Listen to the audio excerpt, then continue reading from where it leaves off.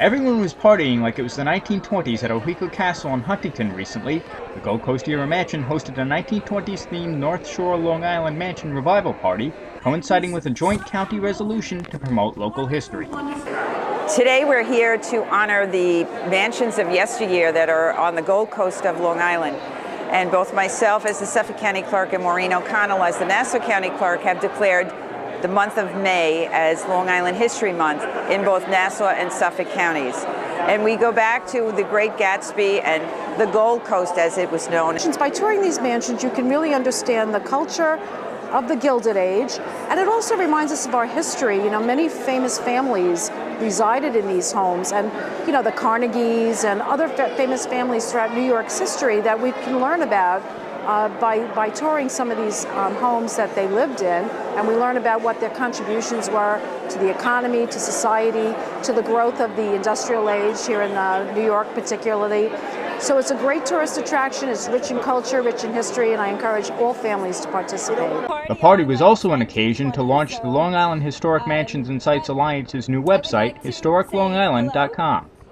We are reviving history. That's what's really exciting today, that we're not only uniting all the Gold Coast mansions and historic places on Long Island, but that we're letting the world know about it, and so that we can retain the history and people can learn about the architecture, the craftsmanship that went into these estates, the people that built these estates and lived in these estates, who were the movers and shakers of their day. Along with representatives from these famous historic sites, some famous Long Islanders showed up who care about the topic of historical preservation. One such person was author Nelson DeMille. And I think, if for no other reason, it's a conservation effort. And it's a good conservation effort. Besides the obvious thing that it's historical, this is part of our history. And then when people come here from other parts of the world, and I have a lot of foreign visitors coming in, I always bring them here. They have to make a tour of the Long Island mansions, and they love it. And they associate with it mostly through literature, because they've all read Gatsby, and they understand the Gold Coast of Long Island through my books and through other books. So they're seeing history the way when we go to Europe, we see history. They're seeing history here, and we're a young country. We don't have a lot of history the way the Europeans do, but this is part of our history, and I think it's really important that it should be preserved. Most of the mansions and historic sites are open to the public and are active event venues for people to experience what life was like on Long Island in the past.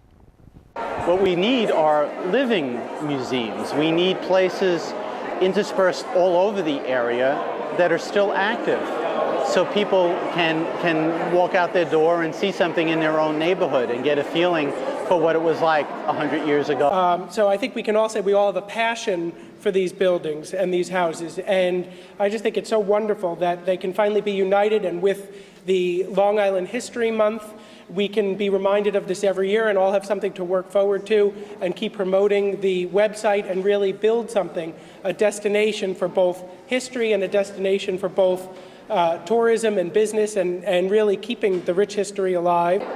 Museums and other institutions that are interested in history really need, in these tough economic times, to think together, to look outside of the box, to collaborate not only with other nonprofits but businesses as well to help preserve our past. And there's certainly been a synergy that comes together when you get a group of people in the room that each are passionate about their own little corner of the Gold Coast, for example. But as they get together, there's relationships being formed, and we are really very much more successful being part of a larger initiative. And we're able to bring a lot more history to the people of Long Island by helping to direct them to where they can go to learn more. For more information, you can check out the group's website at www.historiclongisland.com. In Huntington, Chris Calora, Port Washington Patch.